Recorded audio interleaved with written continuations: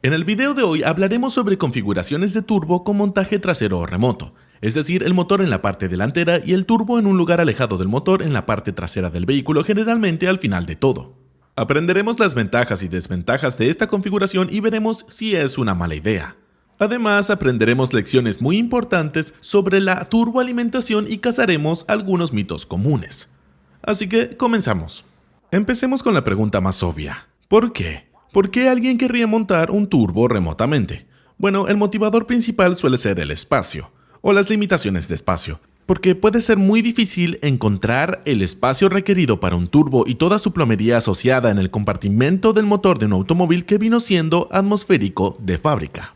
E incluso si encuentra el espacio, puede terminar requiriendo un colector de escape único y personalizado para el turbo si está trabajando con una plataforma que no tiene suficiente soporte en cuanto a tuning o si está haciendo algún tipo de swap de motor. Y si no tiene el equipo de fabricación o las habilidades, un colector de escape único puede volverse muy costoso, probablemente el artículo más caro en su lista de piezas. Pero incluso con el espacio encontrado y el colector de escape fabricado, la ubicación que elija para el turbo, que se ve obligado a elegir para el turbo, puede terminar requiriendo un enrutamiento complejo de la tubería de admisión o la tubería de escape descendente o ambas, y esto puede afectar negativamente el rendimiento.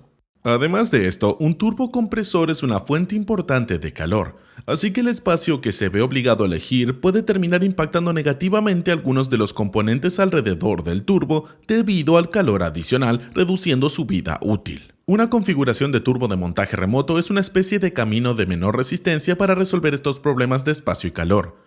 Y una configuración de montaje remoto es en realidad un asunto de matar dos pájaros en un tiro, porque al ubicar el turbo en algún lugar a lo largo de la parte trasera del coche, se obtiene acceso a todo este espacio, especialmente si se va hasta el fondo. Normalmente te encontrarás un silenciador grande, uno o dos, y si se eliminan, los turbos reemplazan al silenciador que se convierte en el silenciador y ahora se tiene mucho espacio a su disposición. Incluso podría usar dos turbos en lugar de uno debido a todo el espacio que acaba de ganar. Pero también se solucionan los problemas de calor porque se ubica el turbo lejos del compartimento del motor. El compartimento del motor y los componentes que contiene ya no están expuestos al calor adicional, además de que el turbo en sí funciona mucho más frío, lo que significa que va a durar mucho más. Las personas y empresas especializadas en configuraciones de turbos de montaje trasero y remoto y que han completado numerosos proyectos suelen informar que la temperatura del lado caliente, del lado de la turbina del turbo, es unos 300 grados centígrados menor en una configuración de turbo de montaje trasero. Esta diferencia de temperatura es muy significativa, lo que significa que de repente enfriar el turbo deja de ser una prioridad. Se puede utilizar un turbo refrigerado solo por aceite en lugar de uno refrigerado por aceite y agua, lo que simplifica la instalación. No es necesario que toda la tubería de refrigerante llegue hasta la parte trasera y además suele reducir los costes, ya que en promedio los turbos refrigerados solo por aceite pueden ser algo más económicos. Pero si se desea instalar un turbo refrigerado por agua en la parte trasera también es una buena idea, ya que una mejor refrigeración nunca viene mal. Y lo que es aún mejor, la ubicación remota del turbo no solo protege el compartimento del motor del calor añadido, sino que también mejora el rendimiento, ya que el propio turbo funciona a menor temperatura, lo que significa que no calienta tanto el aire de admisión. Además, tenemos casi toda la longitud del coche de tuberías de admisión por donde circula el aire, y el aire pasa por la parte inferior del vehículo, lo que enfría aún más el aire antes de que entre en el motor. Ahora, cuanto más frío esté el aire, más denso será. Cuanto más denso sea el aire, más aire podemos introducir en el mismo volumen y más aire significa más potencia. Este efecto de refrigeración adicional del montaje remoto no es tan significativo como el de un intercooler grande bien ubicado. Así que, en mi opinión, prescindir del intercooler no es necesariamente una buena idea, ya que es mejor considerar este efecto de refrigeración adicional del montaje remoto simplemente como un aumento del rendimiento que permite una mejor prevención de detonaciones e incluso podría permitirnos una mayor relación de compresión en el motor. Por lo tanto, cuesta menos porque no se necesita un colector de escape personalizado y sofisticado. Se puede conservar el colector de escape de fábrica y aún así añadir un turbo al motor. Potencialmente mejora el rendimiento, ya que el aire ahora está más frío y reduce el calor en el compartimento del motor y evita que el turbo queme los componentes. Entonces, ¿por qué no usamos configuraciones de montaje remoto? Bueno, como supongas, debe haber algunas desventajas. Si dedicas un tiempo a investigar en internet sobre turbos traseros, te encontrarás con una opinión muy común.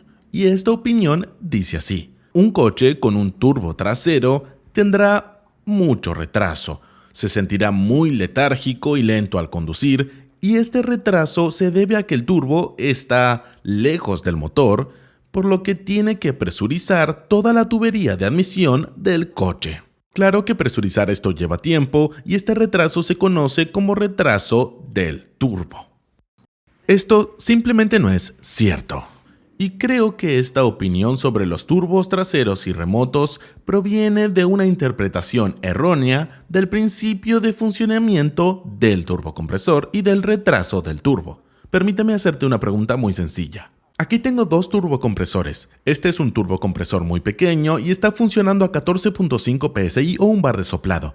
Este es un turbocompresor muy grande y también está funcionando a 14.5 psi o un bar de soplado. ¿Cuál de estos genera más potencia? Si dices que generan la misma potencia, entonces te han llevado a un malentendido fundamental sobre cómo un turbo aumenta la potencia, porque todo lo que has estado escuchando son números de presión de soplado lanzados por ahí. ¿Cuánto soplado estás ejecutando, pana? 30 psi. Vaya, una potencia increíble. No. La presión de soplado no es lo que genera la potencia. Lo que genera la potencia es el flujo de aire o la cantidad de aire, la masa de aire o el volumen de aire a una presión dada que podemos fluir durante un periodo de tiempo determinado. El turbo más grande definitivamente genera más potencia porque puede fluir más masa de aire durante el mismo tiempo, y más masa de aire significa que podemos agregar más combustible, y esto significa una combustión más potente y más potencia. De hecho, si tomamos un turbo grande que funciona con 7 psi de soplado y un turbo de la mitad del tamaño que funciona con 14 psi de soplado, el turbo grande seguirá produciendo más potencia, porque cuanto más presurizamos el aire,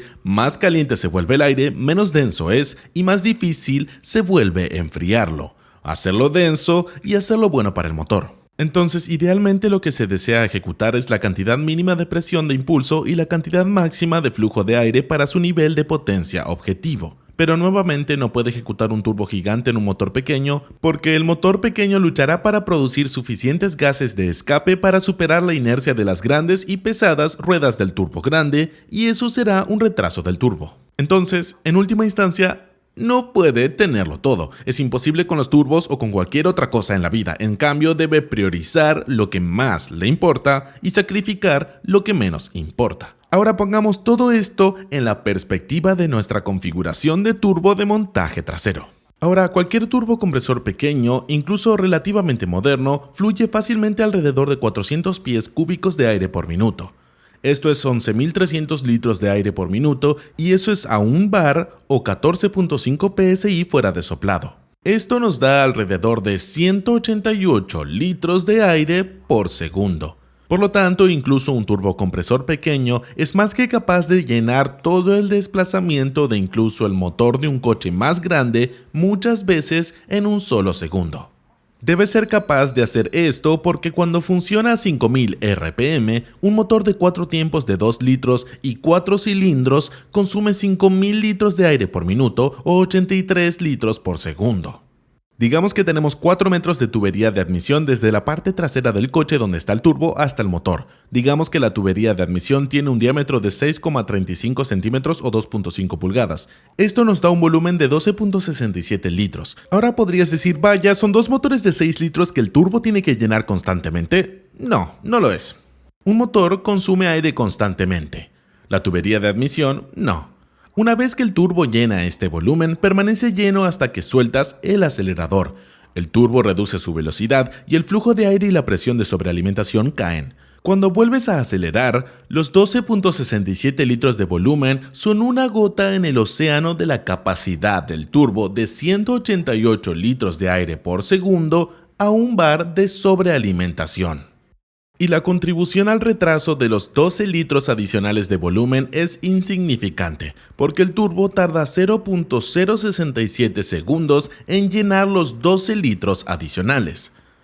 Esto es algo que un humano no puede percibir y no se puede medir con precisión y repetidamente. Creo que el retraso del turbo en general es un concepto bastante malinterpretado y a menudo se confunde con algo llamado umbral del turbo.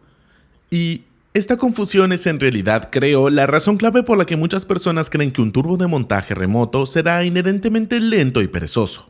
Ahora bien, el retraso del turbo es el retraso en el arranque de las ruedas de la turbina y del compresor que se produce cuando se pisa a fondo con el acelerador cerrado mientras se está en el rango de RPM en el que el turbo produce impulso.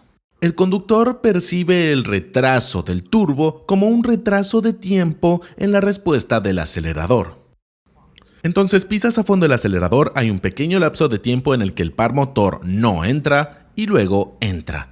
Esto ocurre porque se requiere un retraso para superar la inercia del compresor y las ruedas de la turbina para que alcancen la velocidad adecuada.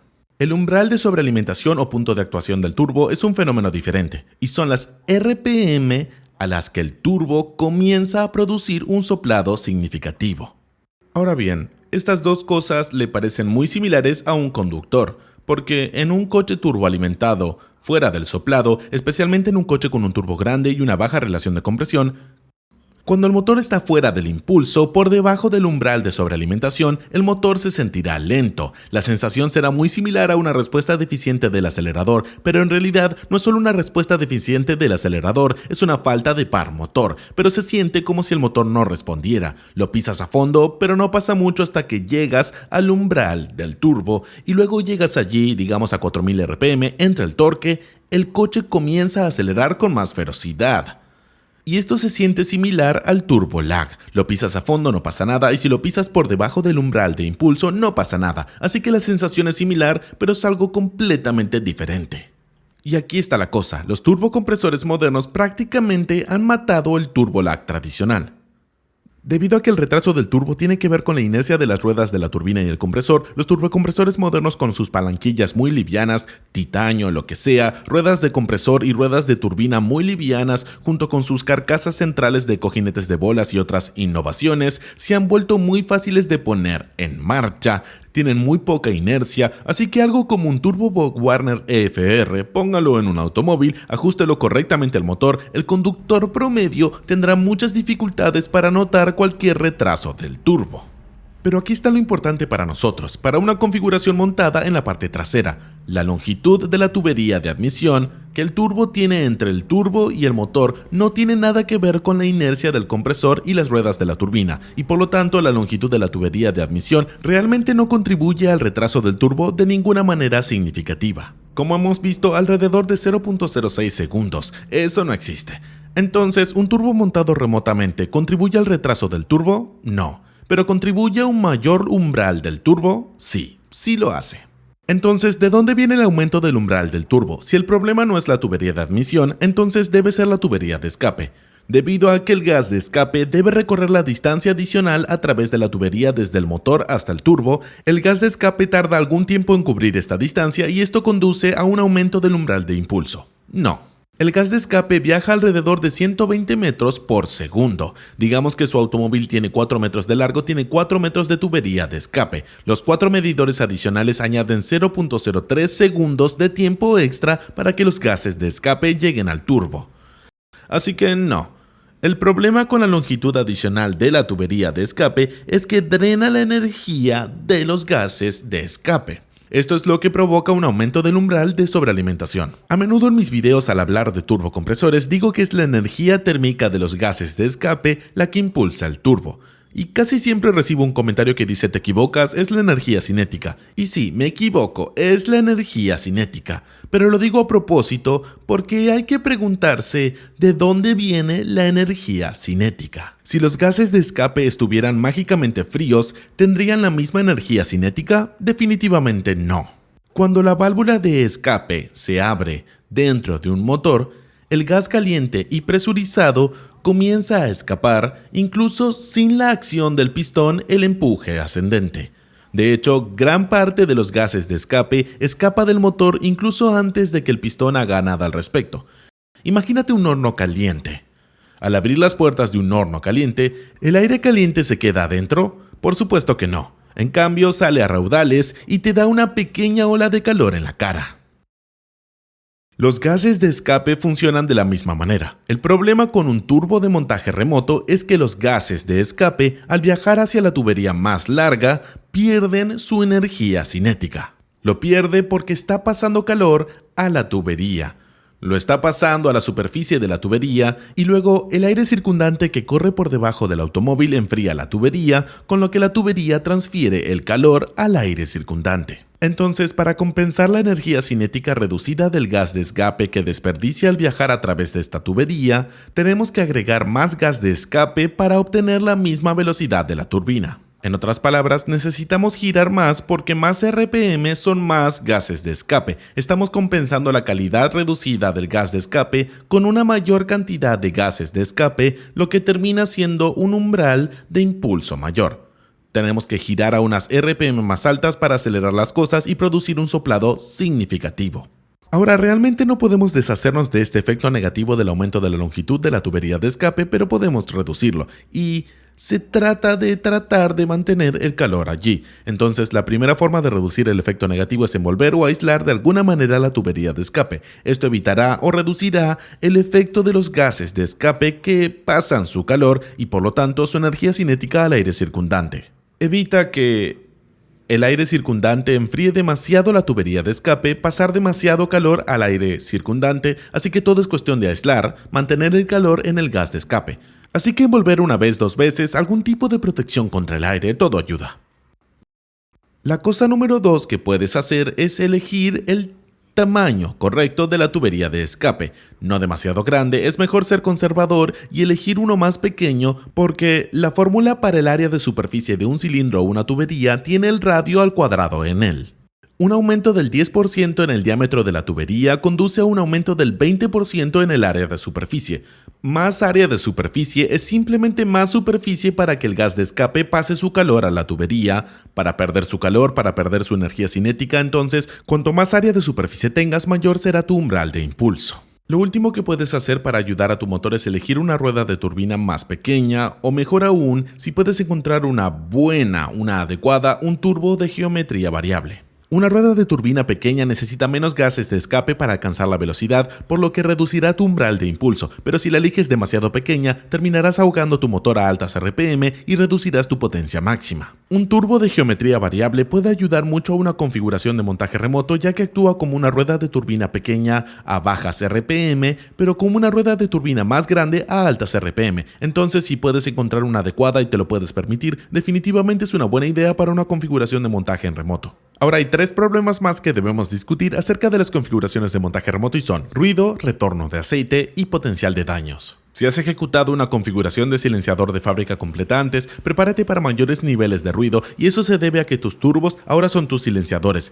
Tienes que deshacerte de los silenciadores y no puedes instalar estos antes de los turbos, especialmente silenciadores con cámara, porque los silenciadores están diseñados esencialmente para desperdiciar la energía de los gases de escape para reducir su ruido, y eso definitivamente afectará negativamente cómo funcionan tus turbos y cuánta potencia generas y tu umbral de impulso y todo, así que los silenciadores están fuera de la ecuación.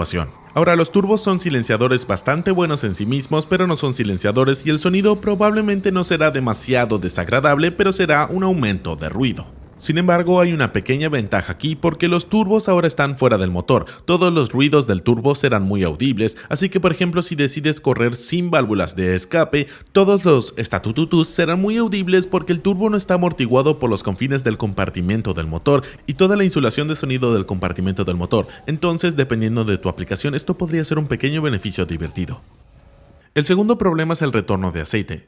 El turbo ahora está muy lejos del motor y está muy bajo, por lo general está al nivel del cárter, lo que significa que necesitará bombas de barrido, una bomba de barrido de alta resistencia, tal vez incluso 2, para que el aceite del turbo vuelva al cárter o a cualquier otra parte del motor. Ahora hay nuevamente un pequeño beneficio oculto aquí. Aunque ahora tiene que hacer funcionar las bombas, la longitud de las líneas de retorno de aceite significa que probablemente no necesitará un enfriador de aceite externo porque el aceite se enfriará a medida que tiene que viajar de regreso desde el turbo al motor. Sin embargo, necesitará bastante aceite. Esto también aumentará su capacidad de aceite, lo que nuevamente es un pequeño beneficio oculto porque más aceite generalmente es mejor. El tercer problema es el potencial de daño, porque recuerde, ahora tenemos tuberías de escape y de admisión muy bajas hacia el suelo. Los turbos están muy bajos hacia el suelo, los filtros de aire de admisión probablemente también estarán muy cerca del suelo, lo que significa que la entrada de basura, rocas o algo que dañe los turbos o las tuberías de admisión aumenta la probabilidad de que eso suceda. Además, la mayor longitud de las tuberías de admisión y escape significa que tenemos una mayor probabilidad de fugas de escape y de soplado. Nuevamente, si todo se ejecuta correctamente, estos riesgos se pueden minimizar, pero están ahí y deben mencionarse. Además, los filtros de aire de admisión, a menos que los dirija en algún lugar, se mojarán y ensuciarán mucho antes que si los coloca en un buen lugar en el compartimento del motor. Bien, resumamos. Aquí están los beneficios, aquí tenemos los inconvenientes. ¿Es una idea estúpida? No, no lo es. Y ciertamente no es tan lento como algunas de las personas que tienden a inclinarse hacia uno u otro extremo podrían tratar de convencerlo sobre esta configuración. Definitivamente es una alternativa viable y una solución creativa a un problema muy común.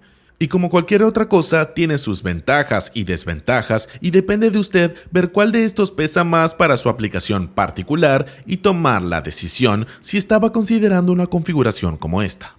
En general, creo que es más adecuada para algo orientado a la pista, digamos un corredor de fin de semana, un auto de drift, algo así, porque con coches como este pasará la mayor parte del tiempo a altas RPM por encima del umbral de impulso, así que realmente no le importa el aumento del umbral de impulso. Pero si está considerando esto para algo que va a conducir en la calle la mayor parte del tiempo, es un poco desperdicio porque pasará mucho tiempo en el área lenta del rango de RPM, realmente no aprovechará los beneficios la mayor parte del tiempo, sentirá más las desventajas. Si estás considerando una configuración como esta para algo como rally, tierra, grava, no. Así que sí, es como dije, una alternativa viable e interesante que tiene algunas ventajas bastante importantes y puede ser un salvavidas para ciertas configuraciones. Así que sí, eso es prácticamente todo. Como siempre, muchas gracias por ver el video y nos vemos pronto con más contenido divertido y útil en el canal de Driving for Answers en español.